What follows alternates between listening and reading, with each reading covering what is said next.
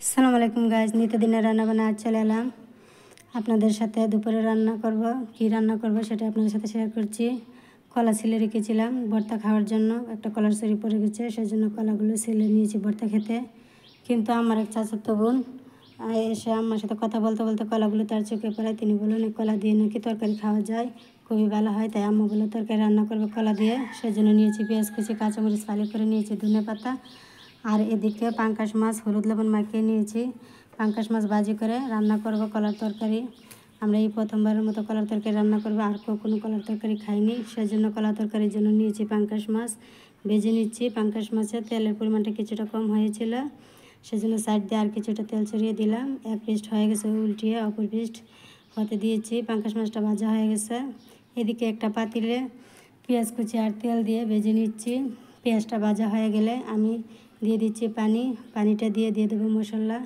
হলুদের গুঁড়ো 1 চামচ, দিয়ে দিলাম মরিচের গুঁড়ো 1 চামচ, আর দিয়ে দিচ্ছি ধনিয়ার গুঁড়ো 1 চামচ, আর স্বাদ মতো লবণ। আর এদিকে কলা আর কাঁচামরিচগুলো দিয়ে দিলাম কষানো মশলাতে, দিয়ে ভালো করে ঝোল দিয়ে নাড়িয়ে চাড়িয়ে রান্না করে নিচ্ছি কলার তরকারিটা। দেখুন গাইস, কি সুন্দর কলাগুলো পানির উপরে বেশি উঠেছে ঝোলের মধ্যে। দেখে মনে হচ্ছে যেন রসগোল্লাগুলো ভাসছে, রসগোল্লার তরকারির মতো মনে হচ্ছে। খুবই সুন্দর হয়েছে তরকারিটা দেখতে। তো বিচি কলা দিয়ে তরকারি পাঙ্কাশ মাছ দিয়ে এই প্রথমবার রান্না করলাম। তার আগে আমরা কখনো এই বিচি কলা দিয়ে পাঙ্কাশ মাছ তরকারি রান্না করে খাইনি, এই প্রথমবার রান্না করতেছি। আমার কলাগুলো সিদ্ধ হয়ে গেছে।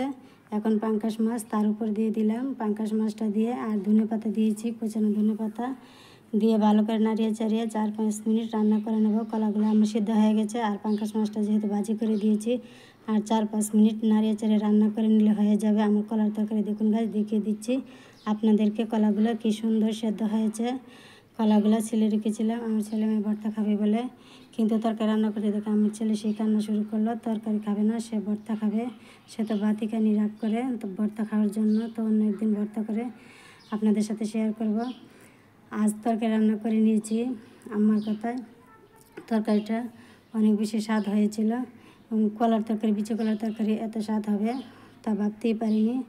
আপনাদের কাছে যদি ভালো লাগে আমার এই রেসিপিটি, অবশ্যই আপনারা বাসায় একবার হলেও এই কলার বিচি কলার তরকারি রান্না করে খাবেন, দেখবেন অনেক স্বাদ তরকারি। তা বলার উপেক্ষা রাখে না যে কী রকম স্বাদ হয়েছিল তরকারিটা। কাঁচকলার তরকারির মতোই হয়েছিল, তরকারিতে কিছুটা বিচি আছে। তা আমি ছোটো বোনের মেয়েকে দিয়ে দিলাম কলার তরকারি।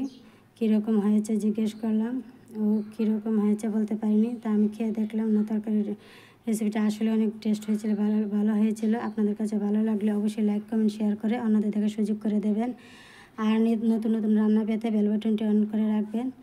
আজ এ পর্যন্তই, সবাই ভালো থাকবেন। আল্লাহ হাফেজ।